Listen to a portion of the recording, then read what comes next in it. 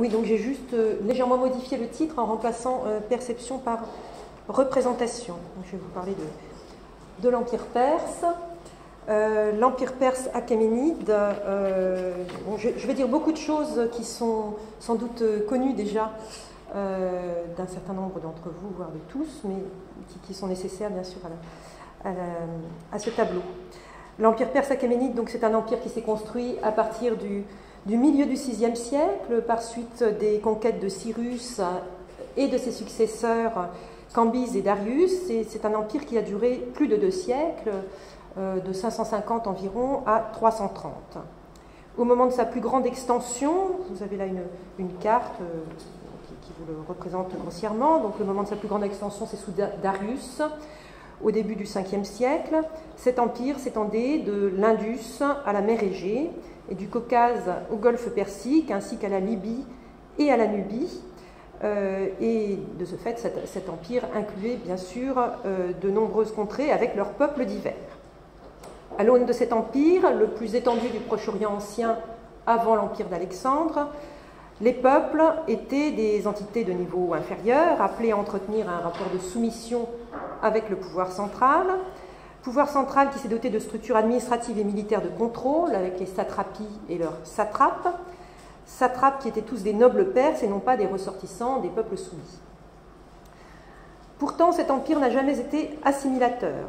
La diversité ethnique est restée une réalité, et cette diversité a même été une réalité reconnue et représentée. Cette représentation peut s'observer dans 2 grands types de sources. D'un côté, les documents textuels et visuels par lesquels le pouvoir impérial a affiché sa vision de l'Empire, et de l'autre, la littérature grecque contemporaine. Entre ces 2 types de sources, perse et grecque, il y a plusieurs facteurs de divergence.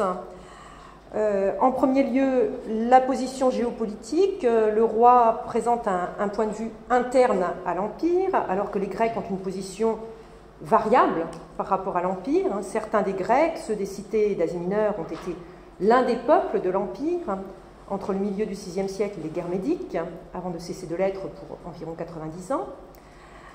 Certes, les principaux auteurs grecs qui s'expriment sur la diversité ethnique de l'Empire sont extérieurs à cet empire, songeons aux Athéniens, ou même à Hérodote, qui, lorsqu'il écrit, n'est plus un sujet de l'Empire, enfin, ne relève plus d'une cité sujette de l'Empire. Mais malgré cela, ces auteurs grecs ont des ascendants ou des congénères, pourrait-on dire, qui ont fait partie de l'Empire et qui ont représenté l'un des peuples de l'Empire. Ces auteurs grecs ont donc un point de vue qui n'est ni totalement interne, ni tout à fait extérieur. Donc c'est un premier facteur de divergence entre les 2 points de vue. Deuxième facteur de divergence entre le point de vue perse de nos sources et le point de vue grec des sources à notre disposition. Les écrits grecs sur les Perses sont tous postérieurs à la Seconde Guerre médique. Seconde Guerre médique au cours de laquelle les Perses ont tenté en vain de soumettre les cités grecques d'Europe, ce qui fait que la vision athénienne de l'Empire perse est celle d'un pouvoir impérialiste ennemi qui a échoué, et non pas celle d'un empire rayonnant et paisible, qui est plutôt la vision du pouvoir perse. Troisième facteur de divergence, le rapport de pouvoir avec les peuples de l'Empire. Le roi se place au-dessus de ces peuples, alors que les Grecs n'ont évidemment pas cette position hiérarchique. Les peuples évoqués ne sont pas leurs sujets, mais sont l'équivalent d'une partie d'entre eux. Quatrième facteur de divergence, le cadre de vie et de pensée. Les Grecs se caractérisent d'un côté par la multiplicité politique et la dispersion géographique en cités indépendantes, mais de l'autre par une relative unité culturelle. Du côté des Perses, c'est l'inverse, puisqu'on a une unité politique dans l'Empire, mais une grande diversité ethnique et culturelle. Et du fait de cette inversion, en quelque sorte, les jugements de valeur des uns et des autres peuvent se ressentir de cette divergence.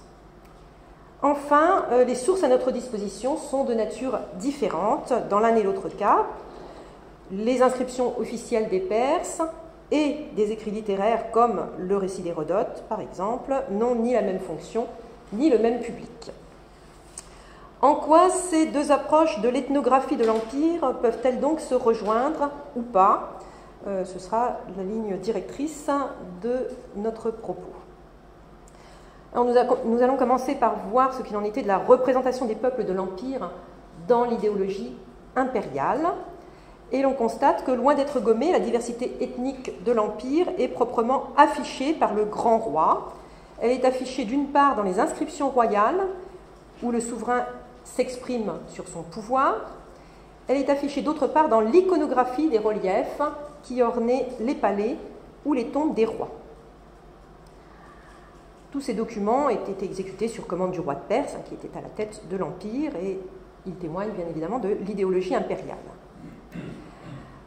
Dans les inscriptions par lesquelles je vais commencer, la titulature même du roi est parlante. À partir de Darius, le roi, dans ses inscriptions, se dit non seulement grand roi et roi des rois, donc comme vous pouvez le voir avec cet exemple, mais roi des peuples. Donc vous avez l'exemple de l'inscription de Darius à Behistun, dès son premier paragraphe, donc c'est le tout début, avec cette titulature: je suis Darius le grand roi, le roi des rois, le roi en Perse, le roi des peuples. Roi des peuples est une nouveauté par rapport aux titulatures mésopotamiennes, et notamment assyriennes, alors que roi des rois et grand roi sont des héritages.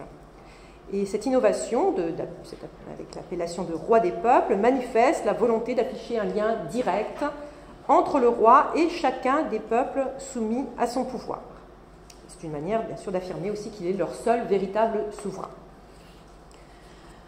De plus, le roi, dans ses inscriptions, insiste non seulement sur le nombre des peuples qui lui obéissent, mais aussi sur leur variété d'origine et de langue.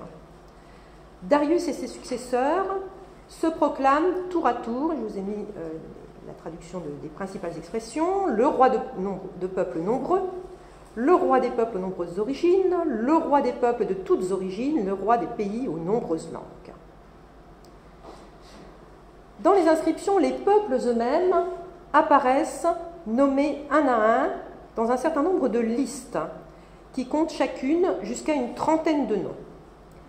Ces listes donnent une impression de nombre et de variété, et vous avez, comme ici dans cette inscription de Darius à Persépolis, une accumulation de dizaines de noms précis, et l'accumulation de ces noms précis est plus parlante que la simple indication du fait que les peuples sont nombreux. Donc vous avez là la liste, vous voyez, le Mède, l'élamite, l'Aracosien, l'Arménien, le Drangianien, le Parthe, l'Arien, le Bactrien, le Zogdien, le Corassien, etc. C'est bien plus parlant d'énumérer les peuples un à un par leur nom.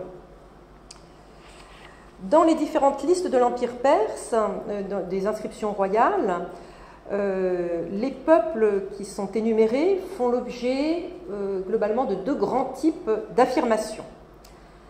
Dans la plupart des inscriptions, le roi insiste sur le fait que tous ces peuples lui sont soumis, qu'ils le sont par la force, grâce à l'armée perse, et qu'il verse tribut au roi.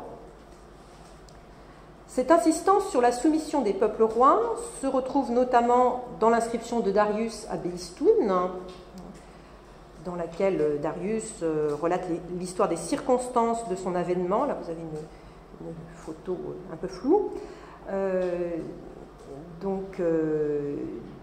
Dans cette inscription, vous avez l'insistance de Darius sur la soumission des peuples à lui-même, à son pouvoir. Vous avez ce type d'inscription aussi dans les palais de Persépolis et également dans les inscriptions du tombeau de Darius à Anaxirustam. Donc ces inscriptions ont en commun de faire l'objet d'un affichage ostentatoire. Le deuxième type d'affirmation, donnant lieu à une liste de peuples, concerne la construction des palais royaux. Les peuples mentionnés sont ceux qui ont contribué à la construction de ces palais.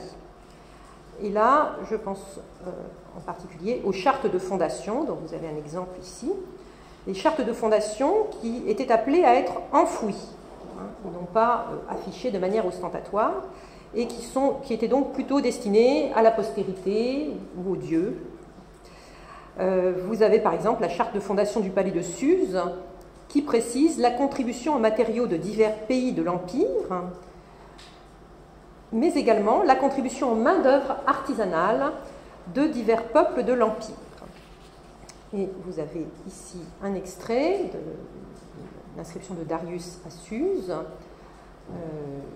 qui précise cette contribution en main-d'œuvre. Les tailleurs qui ont taillé la pierre étaient des Grecs et des Lydiens, les orfèvres qui ont travaillé l'or étaient des Mèdes et des Égyptiens, etc.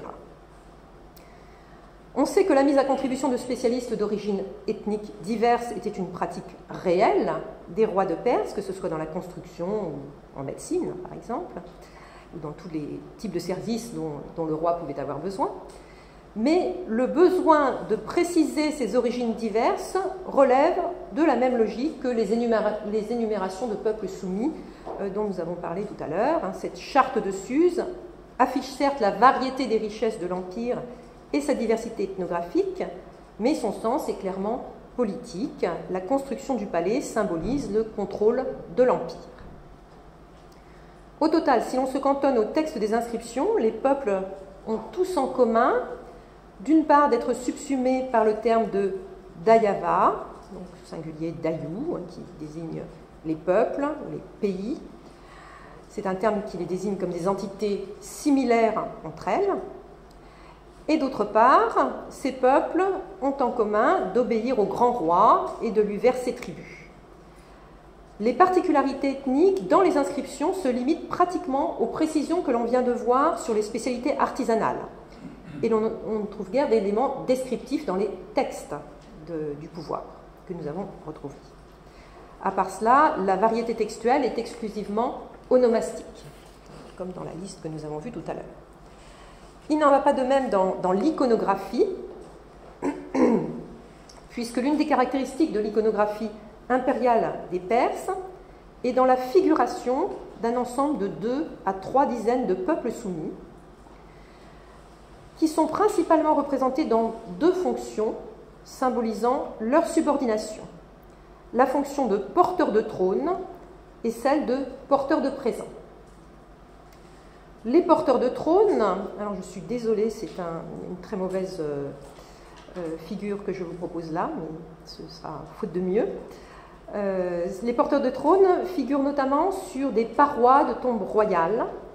Le trône royal y figure porté à bout de bras par une trentaine d'hommes, dont chacun représente un peuple sujet, avec une légende qui identifie chaque peuple, dans certains cas, comme sur la tombe de Darius. Et vous avez sous chaque figure, celui-ci est un Perse, celui-ci est un Mède, celui-ci est un Indien, celui-ci est un Éthiopien, celui-ci est un Libyen, etc., avec 30 noms de peuples au total. Donc ce sont les porteurs de trône, et il y a également les porteurs de présent, qui sont les fameuses délégations de peuples, formées chacune, cette fois de plusieurs membres, qui apportent au roi des présents. Et nous avons le cas célèbre des 23 délégations des bas-reliefs de Persépolis, qui décorent les côtés des escaliers monumentaux menant à la salle d'audience de Persépolis. Sur ces reliefs, les délégations sont introduites chacune par un héros officiel, donc vous voyez là tout à droite, qui tient un bâton dans la main gauche et qui conduit le chef de la délégation en le tenant de sa main droite. Et après chaque héros officiel, vous avez donc une délégation ethnique, si l'on peut dire. Ces personnages symbolisant des peuples présentent des particularités ethniques marquées. Il n'y a pas 2 peuples qui soient entièrement représentés de la même manière. Alors, vous avez ici les Scythes, ici les Babyloniens, les Ioniens ou les Lydiens, selon l'identification, les Indiens, les Éthiopiens. Tous ces peuples, je n'ai pas le temps bien sûr d'entrer dans le détail de la description, mais globalement, ces différentes délégations se distinguent entre elles par le costume, par les parties du corps aussi qui sont dénudées ou non. Vous avez des figures comme les Indiens qui ont le torse nu, les jambes peuvent être nues, les pieds peuvent être nus. Donc le costume et les parties du corps dénudées ou non. Le couvre-chef, le type de couvre-chef, le style de coiffure ou de barbe, et des traits physiques. Les membres de chaque délégation sont physiquement identiques entre eux. Ce sont quasiment des clones. Si vous regardez, si je puis employer cette expression familière et impropre, ce sont des répliques les uns des autres. S'ajoutent à cela des différences dans les objets portés. Alors dans le cas des porteurs de trône, il y a des armes qui sont portées à la ceinture et qui sont différentes. On peut avoir une épée en bandoulière, un poignard à la ceinture. Dans le cas des délégations, ce sont les dons qui se distinguent, les présents que ces délégations apportent et qui peuvent comprendre des récipients, des armes, des bijoux, des vêtements et ce qu'on suppose être des échantillons de matières premières, de tissus, de cuir, d'ivoire. Et puis, de manière frappante, il y a presque toujours des animaux. Alors, ça peut être un cheval, un chameau, une girafe ou une antilope, un zébu, un lion. Tous ces dons ne doivent pas être confondus avec le tribut. Ils ont une valeur symbolique et ils manifestent matériellement, visuellement, l'hommage rendu au souverain. Peut-on dire que les attributs de chaque délégation ont une dimension ethnographique, c'est-à-dire une prétention documentaire sur des spécificités ethniques? Dans une certaine mesure, oui, probablement. Par exemple, les Mèdes et les Arméniens portent une tenue de cavalier, notamment un pantalon de cavalier. De plus, le cheval apparaît comme un cadeau typique des peuples de cavaliers. Il est offert par 5 délégations de peuples qui sont réputés être des peuples de cavaliers, comme les Arméniens, les Cappadociens ou les Scythes que vous avez là devant vos yeux. Les Babyloniens, que vous avez là projetés, sont représentés avec un bonnet en forme de cloche et avec une longue houppe. Et ces caractères sont attestés aussi par les monuments babyloniens. Le groupe que l'on identifie tour à tour comme les Lydiens ou les Ioniens, et que vous pouvez voir là, porte un chitone à la grecque et pas de pantalon ni de couvre-chef. Les dons qui sont portés correspondent à des produits de l'Asie mineure occidentale. Vous avez des récipients, des tissus et sans doute de la laine. Les Indiens, à l'exception de leur chef de file qui porte des sandales et un surtout léger, les Indiens se distinguent par la nudité de leur torse, de leurs jambes et de leurs pieds, et ils ne portent qu'un pagne. Leurs cheveux sont raides et sont tenus par un bandeau. Leurs dons comptent des bourses au contenu sans doute précieux, mais indéterminé, pierres précieuses, perles, épices, parfums. Ils ont aussi une sorte d'âne et le dernier personnage porte 2 doubles haches. Les Éthiopiens, quant à eux, sont représentés comme petits, avec des cheveux crépus et un nez busqué, alors que les autres peuples ont plutôt un nez aquilin. Ils portent une jupe ouverte qui va des hanches aux chevilles, ils ont le torse nu et en outre les pieds nus ou des sandales. Leur présent compte une boîte à couvercle de contenu hypothétique, peut-être des épices, une défense d'éléphant et un animal exotique, peut-être une girafe, ce qui est cohérent avec les ressources de la Nubie d'alors. Alors il ne faut pas oublier que tous ces reliefs étaient colorés et dorés, ce qui permettait de teinter diversement la peau, les vêtements, les cheveux, les couvre-chefs et les objets, et cela devait accentuer l'impression de variété. La figuration de ces peuples avait clairement pour but de souligner la puissance du souverain. Le nombre et la diversité des peuples sont essentiels pour symboliser l'étendue de son pouvoir. Ce sens est même explicite dans l'inscription de Darius Anaxirustam. Donc vous avez la formule en question qui est affichée. Combien étaient ces peuples que le roi Darius possédait? Vois ces statues qui portent le trône, là tu les connaîtras. Alors tu sauras que la lance de l'homme perse est allée au loin.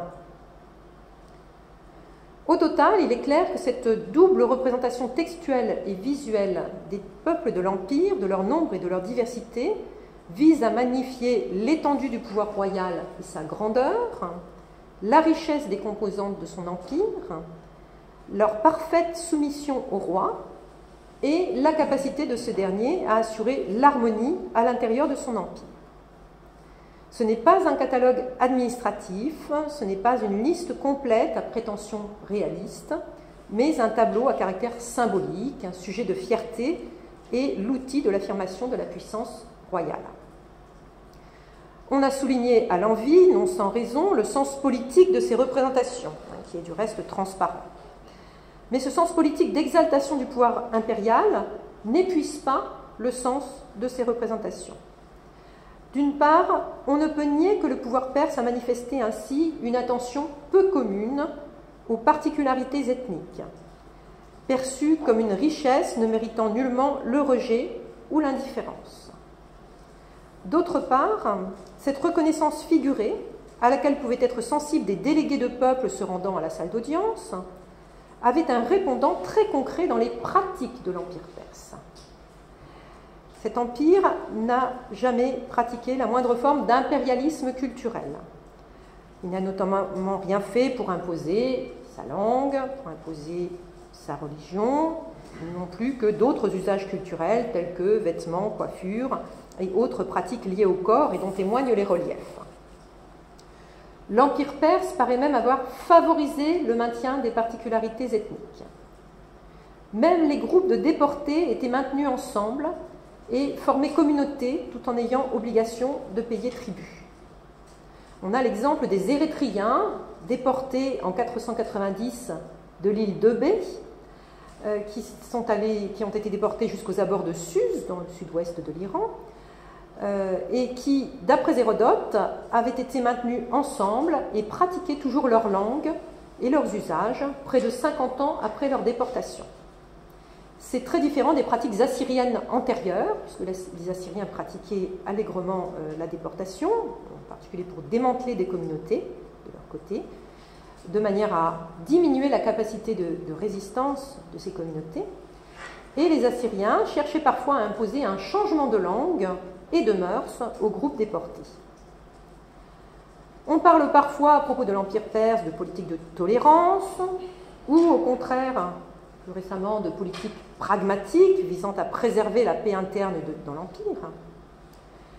Et sans doute, le roi trouvait-il son intérêt, bien sûr, à avoir affaire à un groupe uni, pouvant garder l'usage de sa langue et de ses mœurs, et cependant tenu de remplir ses obligations de peuple soumis, avec le tribut et les contingents à fournir.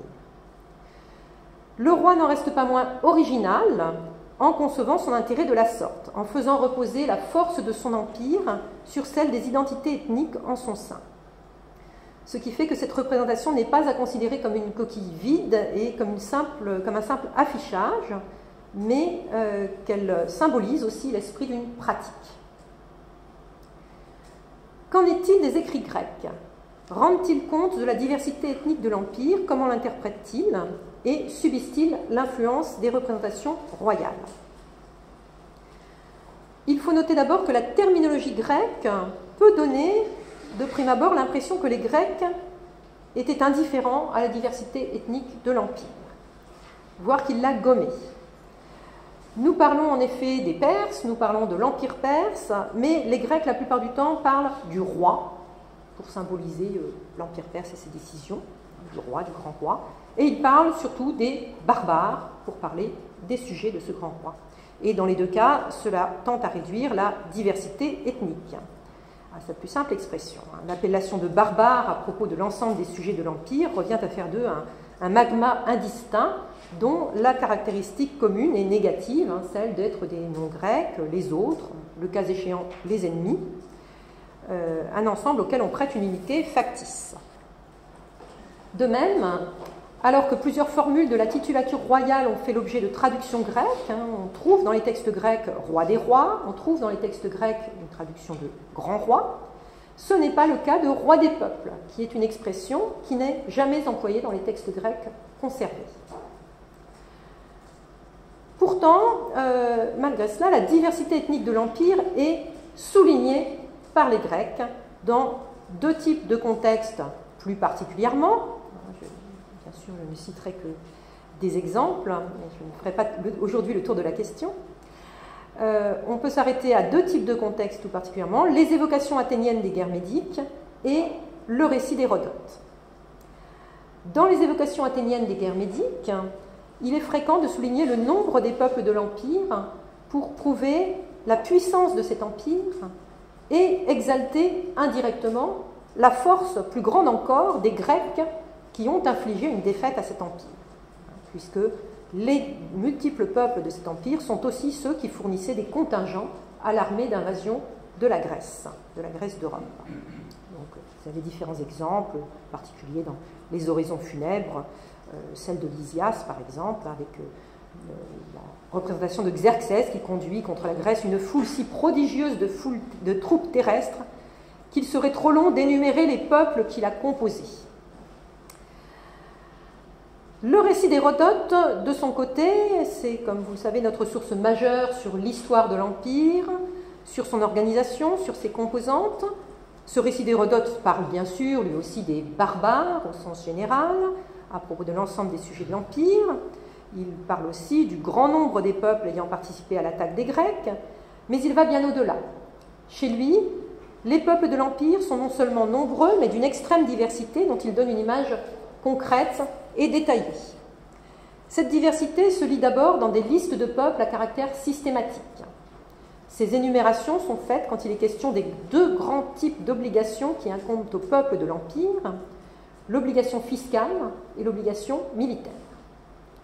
Il y a d'abord le catalogue relatif aux circonscriptions fiscales mis en place par Darius pour servir de cadre à la perception du tribut, des circonscriptions fiscales qui incluent chaque fois un ou plusieurs peuples et dont l'auteur se contente généralement d'indiquer le nom avant de mentionner le montant du tribut. Le catalogue lié à l'obligation militaire intervient quant à lui au moment du récit où l'armée résulte d'une mobilisation massive et en l'occurrence quand Xerxès passe en revue l'armée qu'il mène contre la Grèce d'Europe et dont les troupes sont alors classées peuple par peuple. Pour chacun de ces peuples, qui sont une trentaine, Hérodote précise leur équipement, coiffure, costumes, armes, ce qui présente un caractère ethnographique marqué. Par exemple, les Sacaï ou Scythes ont sur la tête des bonnets qui finissent en pointe et tiennent droit et raides. Ça vous rappelle la représentation que nous avons vue tout à l'heure. Ils portent des pantalons, ont des arcs, des poignards et des haches. Les Indiens, de leur côté, portent des vêtements tirés des arbres, dit Hérodote, c'est-à-dire en coton. Ils ont des arcs de canne et des flèches de roseau armées de pointes de fer. Les Éthiopiens, quant à eux, ont sur eux des peaux de panthère et de lion. Ils ont de grands arcs faits d'une tige de dattier. Ils ont des piques terminées par une corne de gazelle. Ils vont au combat, une moitié du corps enduite de plâtre, l'autre de vermillon. Ils sont l'un des rares cas pour lesquels Hérodote donne une précision physique en disant qu'ils sont les plus crépus des hommes, mais la précision vise en fait à les distinguer des Éthiopiens de l'Est, proches des Indiens, qui ont quant à eux les cheveux raides, sachant que éthiopien signifie visage brûlé et signifie qu'on a la peau foncée.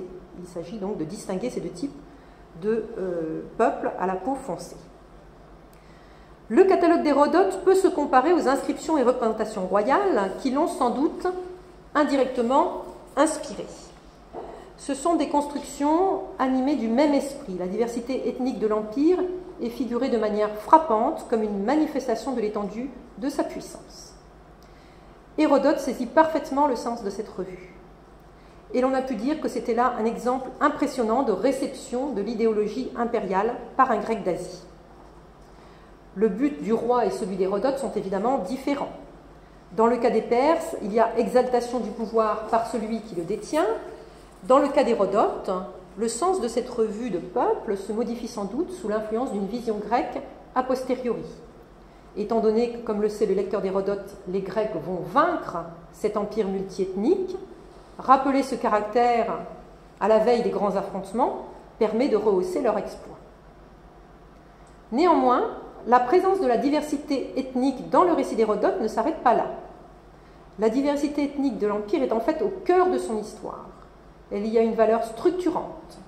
Le récit aborde les peuples qui ont été successivement soumis aux Perses ou qui ont failli l'être, comme les Scythes du nord du Danube par exemple. Au fil de ce récit s'insèrent des développements ethnographiques sur chacun de ces peuples, avec des rubriques types à propos de l'histoire de ce peuple, des curiosités, du milieu naturel, mais aussi et surtout à propos des coutumes de ce peuple, qui se taille la part du lion dans sa description, et qui touche aussi bien à l'habitat qu'à l'alimentation, aux mœurs sexuelles, aux funérailles ou à l'habillement. Les usages, les pratiques sont la principale manifestation de la diversité ethnique dans le récit d'Hérodote. Il y a très peu de notations, par exemple, sur le physique des peuples chez Hérodote. Et les différences entre les peuples sont avant tout culturelles. Ainsi, sur le long terme, l'Empire perse apparaît chez Hérodote comme une entité qui s'incorpore un à un des peuples ethniques très divers. Or, les caractères ethniques sont indiqués par Hérodote au présent, comme s'ils n'étaient pas exposés au changement, en particulier au changement qu'aurait pu apporter l'intégration à l'Empire. C'est là encore la traduction possible d'une philosophie impériale, que pourrait illustrer une anecdote fameuse du récit d'Hérodote. Selon cette anecdote, Darius demande un jour à des Indiens et des Grecs qui se trouvent être présents à sa cour s'ils consentiraient, pour les Grecs, à manger le corps de leurs parents une fois qu'ils sont morts, et pour les Indiens, à brûler le corps de leurs parents après leur mort. C'est-à-dire à échanger en quelque sorte leurs coutumes funéraires. Et les uns et les autres réagissent naturellement en poussant les hauts cris, tout à fait horrifiés. Hérodote voit là la manifestation de la préférence de chacun pour les coutumes de son peuple, mais l'anecdote illustre aussi la conscience que les rois de Perse avaient de l'attachement des peuples à leurs coutumes et de l'inopportunité de les contrarier en ces matières. Au total, tous les écrits grecs évoquant la diversité ethnique de l'Empire sont postérieurs aux guerres médiques, nous l'avons dit, et sont susceptibles d'en tirer une interprétation biaisée. Néanmoins, chez un Hérodote, l'influence de la représentation perse est impressionnante. Il y a une grande différence avec l'affichage impérial, dans la mesure où, dans le récit d'Hérodote, il existe des peuples non intégrés à l'Empire et qui entendent le demeurer. Le grand roi, au contraire, ignore, et c'est lié à la fonction de ses inscriptions, les peuples qui ne lui sont pas soumis. Mais dans l'un et l'autre cas, on a une même mise en valeur du nombre et de la diversité ethnique, une même déduction quant à la puissance impériale. Et ce type de message était sans doute une banalité pour un grec d'Asie. Hérodote rapporte que Darius, au moment de passer le Bosphore pour se lancer contre les Scythes, avait fait dresser 2 stèles portant les noms de tous les peuples qu'il menait avec lui. Et il menait avec lui tous les peuples sur lesquels il régnait, dit toujours Hérodote. Il y avait une stèle en grec et une en caractère assyrien, comme disent les Grecs. Et ces stèles ont été remployées à Byzance, et Hérodote parle comme s'il les avait vues, ce qui vous montre la familiarité qu'un grec d'Asie pouvait avoir avec ce type de document. Et là, il avait une version grecque sous les yeux. L'assimilation de ce symbole du pouvoir par les Grecs d'Asie est illustrée aussi par l'attitude d'Hécatée, Hécatée de Milée, qui, au tout début du Ve siècle, réagit de la manière suivante quand ses concitoyens de Milée, donc la plus grande cité grecque d'Asie à l'époque, ont envisagé de se révolter contre le roi. À ce moment, Hécatée se met à énumérer les peuples auxquels commande Darius et espère ainsi les dissuader de se révolter. De plus, la fréquentation par Hérodote de milieux relevant de la mouvance perse, en Asie mineure ou en Égypte par exemple, paraît avoir nourri sa curiosité ethnographique. De même, Hécatée, une génération avant lui, avait été l'auteur d'une description de la terre dans laquelle entrait une sorte d'inventaire des lieux et des peuples, ceux de l'Empire et ceux d'ailleurs. Ce n'est sans doute pas un hasard si c'est chez des Grecs sujets de l'Empire perse qu'est née la sensibilité à la diversité ethnique et la curiosité pour les différences entre les peuples. Hérodote va au-delà de ce que l'on connaît de la représentation perse. Il développe l'ethnographie en mettant l'accent sur les coutumes des peuples. Notre méconnaissance de ces sources et notre connaissance limitée de la vision perse, puisque nous n'avons que des documents d'affichage royal. Il nous manque beaucoup d'autres choses. Notre méconnaissance des sources d'Hérodote aussi interdit de savoir où s'arrête, où commence l'influence perse, mais il ne faut certainement pas sous-estimer cette influence perse. En effet, l'Empire a favorisé en son sein la circulation des hommes et des informations. Les Perses avaient conscience de cette diversité et de l'intérêt de la respecter. Et loin de faire croire qu'il commandait à tous les peuples existants, le roi a volontiers commandité des missions d'exploration en dehors même de l'Empire, même s'il est vrai que c'était en vue d'éventuelles nouvelles conquêtes. En somme, l'Empire perse s'est montré novateur par rapport aux traditions mésopotamiennes, en affichant avec fierté la diversité de ses peuples. Ce faisant, il a probablement contribué de l'extérieur à forger leur identité de groupe. Entre sa représentation et celle de Grecs comme Hérodote, les convergences peuvent au total paraître étonnantes au vu des divergences potentielles que nous avons commencé par souligner en introduction. Cela témoigne d'interactions dont on a peut-être sous-estimé l'ampleur dans ce domaine. Je vous remercie de votre attention.